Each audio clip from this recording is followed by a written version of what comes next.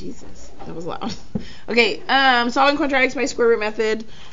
Just so you know, the only time you can use this method is when there's no bx term. There's no b term.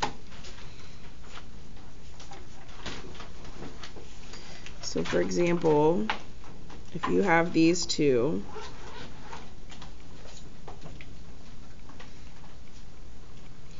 which of those equations could you use to use this method? The second one. Because this one is missing the b term. However, this one has a b term and it's missing the c term, so you could not use that one. Does that make sense? Okay. So that's how we know when we can use this method. And we like this method because it is simple. Okay, anytime you put a square root on a number, you must remember to put the plus and minus. So if you have like the square root of 9, I want you to realize that equals positive and negative 3 when you're solving. Okay, always separate your solutions so that there are two solutions. So if you have positive and negative 3, then we know that's negative 3 comma positive 3. That's two different answers. Because are negative 3 and positive 3 the same thing? No. Okay. So another reminder, you're going to get what is squared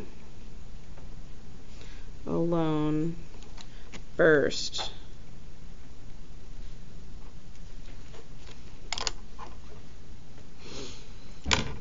Okay, that is your goal. So get what is alone, or get what is squared alone first. That is your first step before you can do anything else.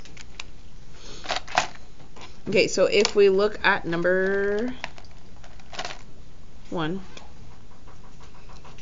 is what's squared alone? Yeah, x is squared and it's all by itself, right? So knowing that, I can go ahead and square root both sides. So you cannot take the square root until after whatever squared is alone. So square root cancels the squared, and I'm left with x equals, again, anytime you take the square root of a number, we're going to put plus and minus. Is 24 a perfect square? No, so we're going to go ahead and break it down. So I know 2 goes into 24 12 times, 2 and 6, 2 and 3. What can I take out? A 2. And what has to go back in the house? Yeah, 2 times 3, which is 6. So there's my answer. I'm done, but I have to separate it. So we always do least group first. So negative 2 square root of 6, comma, positive 2 square root of 6. There is my answer.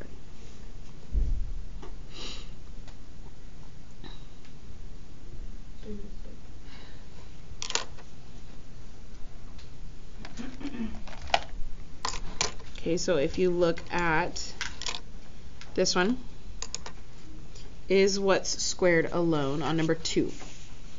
No, what do I need to move to get my x squared alone? Yeah, so I'm going to do minus 40 on both sides. And I get 2x squared equals negative 40.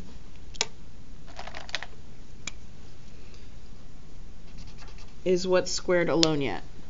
No, what do I still need to do? Divide both sides by 2. And I get x squared equals negative 20.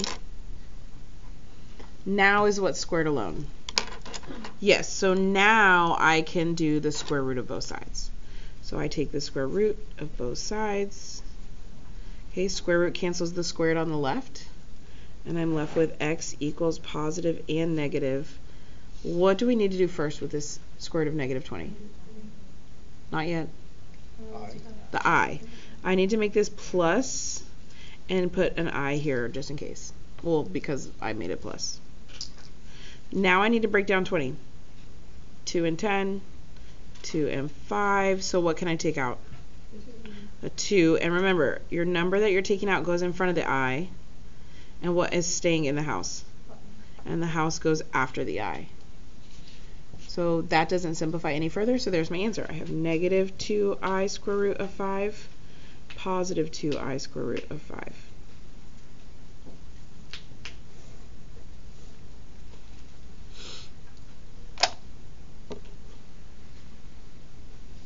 Any questions on number 2?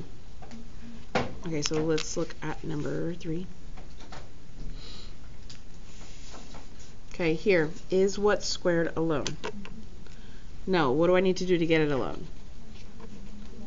Divide by 3. We're not distributing because this is squared while this is not. So you can't just throw that in there. So we just have to get rid of it by dividing. And I'm left with the, not the absolute value, sorry. X plus 7 squared equals, that gives me 18. Is what's squared alone? Yes, so what can I do now? The square root. So I'm going to take the square root of both sides. Square root cancels the squared on the left. I'm left with x plus 7 equals positive and negative something. I don't know what because I haven't broken it down yet. 18 is not a perfect square, so I get 2 and 9, and then 3 and 3. So what can I take out? 3, and what has to go back in the house? 2. Now, my whole goal is to solve for x. Have I solved for x? No. What's still next to my x? The 7. So I have to subtract 7 from both sides. And I'm going to rewrite it every single time. Even if I think these are like terms, you're going to rewrite it. And we have negative 7 plus or minus 3 root 2. Are these like terms? No. Remember, to be like terms, when you have radicals, they both have to have the same radical. So this would have to be negative 7 root 2 plus 3 root 2 to be like terms. So these are not like terms. This is my answer. This is as simple as it gets. So I get negative 7 minus 3 root 2, comma, negative 7 plus 3 root 2.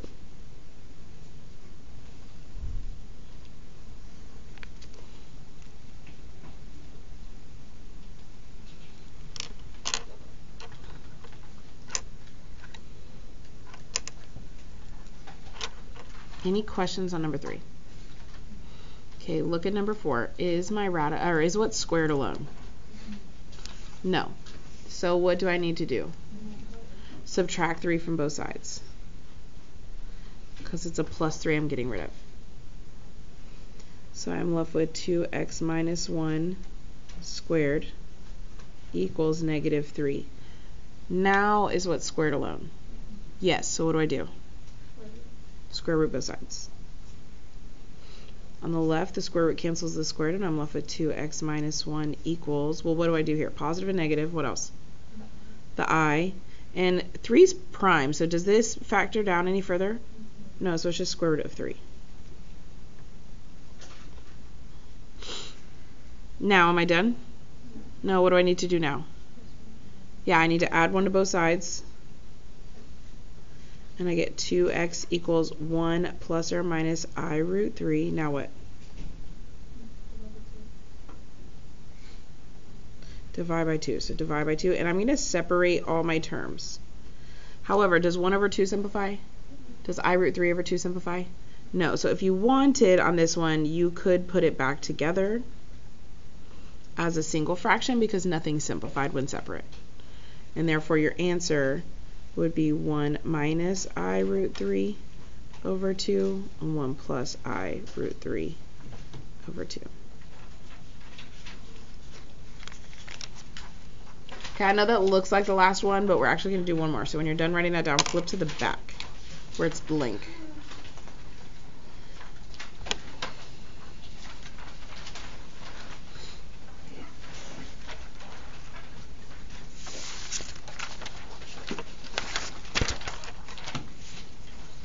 Okay, on this one,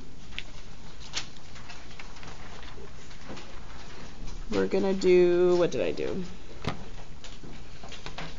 4x plus 2 squared equals 4.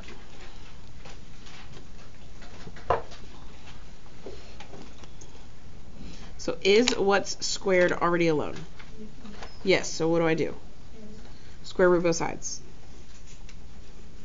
Square root cancels my squared, and I'm left with 4x plus 2 equals positive and negative what?